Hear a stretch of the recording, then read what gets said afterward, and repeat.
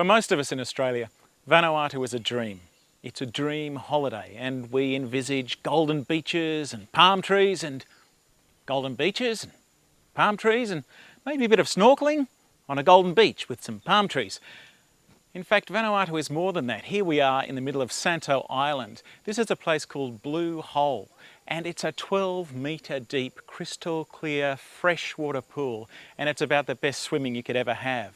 So how can a country like Vanuatu, that's surrounded by water and that has clean fresh water right at its heart and a rainfall that Australian farmers would kill for, how can this country be struggling to provide clean, fresh water for its own citizens?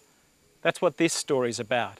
And it's about how the Anglican Church here in Vanuatu is playing its part in bringing that clean fresh water to the poorest of the poor.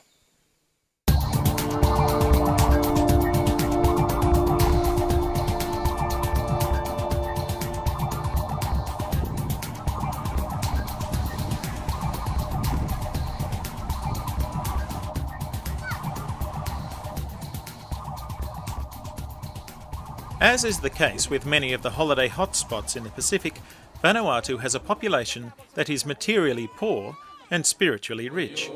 The churches play a major role in community life, and the Anglican Church is trying to attend to the practical as well as the pastoral needs of its congregations.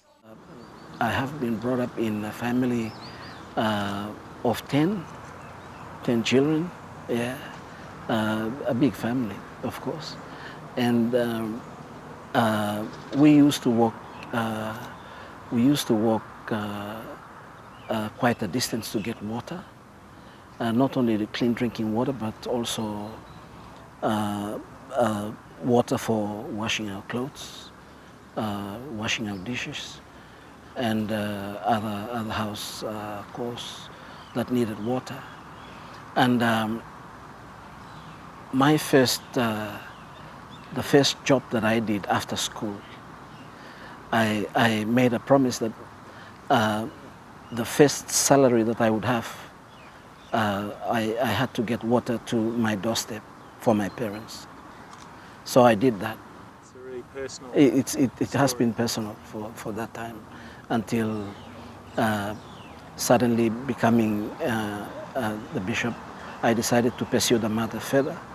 Of course, with the weight that I have, and also witnessing other families within the community, not only Anglican communities, but also other communities across the board. I felt that there was a good number of children, especially, who were suffering from lack of access to safe, clean drinking water. So I felt that I had an obligation. You and I know that water comes from a tap, just like milk comes from a bottle. Did someone say cow? For village communities in the islands, water comes from the sky. For many people in Vanuatu, this is their water system. It rains a lot here, and so you've got a tin roof and you put a bunch of plastic containers in a line along the roof line. Bang! You've got water for cooking, you've got water for drinking, which is all fantastic until, of course, it doesn't rain for a month or 2 months or 3 months. And with climate change, that's happening more and more. The house in question belongs to Leo. Leo was 72 when we filmed this story. Many of his community are of a similar age, and if it doesn't rain, the walk down the road to collect water from the hand pump has become difficult, if not impossible. It's not just that the walk is tiring, but when the water is pumped out, it has to be carried back. The average Australian uses around 280 litres of water each day. Each litre of water weighs 1 kilogram. So, for Leo, or any member of his family, to have the same access of water that you do, he'd have to carry 280 kilograms of water back from the pump each day. Does that sound reasonable for a 72-year-old? Even if he used half of what we use, it would still be back-breaking. Fortunately, Leo's family is able to help, but this is not guaranteed into the future, as many younger people leave to find work or cheaper land to settle on. And when they're gone, well, would you be happy to know that the only access to water for our senior citizens was a walk down a dirt road in stifling heat, knowing that they can only collect what they can carry back?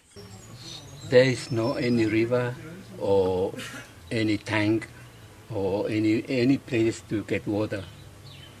So everybody that lives in these areas, they have the same problem as I have.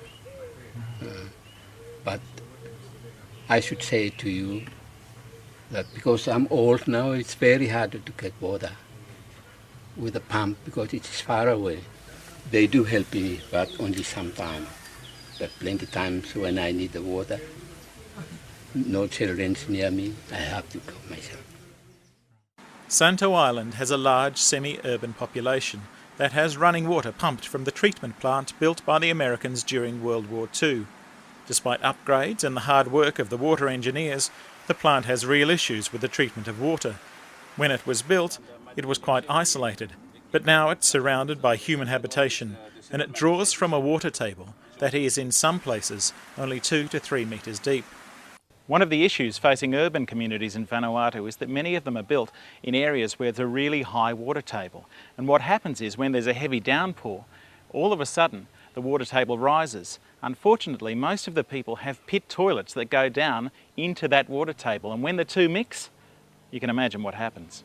What happens is that the water table rises and floods the pit toilets, taking the germs and filth into the town water system. What they're doing is put water in chlorine in the water. So sometimes when you turn on the water, you can smell the chlorine from the tap. But they do that to help clean the water. That's why the church's pilot water project revolves around the supply of rainwater tanks in strategic locations within local communities. Rainwater tanks offer water security and, if properly fenced, a hygienic, safe supply of clean, fresh water. This allotment of land has recently been purchased by the diocese as the site for Banban Parish Church, and integral to the church plan is a water tank which will serve all the residents of the local community. The project we intend to put on this site is that which will have a cement slab with this plastic 6,000 litre water tank. This is a project for everybody in this community, and it is not just for Anglicans. The community where this site is made up of people from different island communities and from different churches. And this water project we want to put here, it will be for everybody. By now you're probably thinking, why not just pipe water from that nice swimming hole I showed you earlier? It's just not that simple. Effective community development projects really are. Vanuatu has a small population and many areas of need.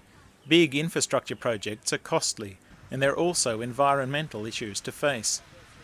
That's why the church is looking at small-scale, practical and manageable projects that meet the needs of small communities.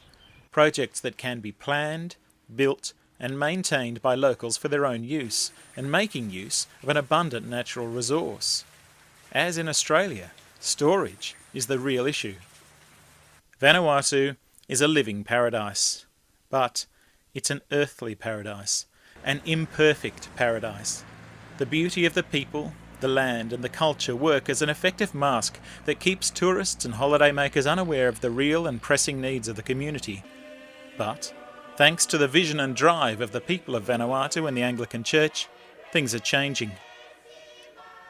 Unchecked and unnoticed, Vanuatu could have become the land of water, water everywhere but not a drop to drink.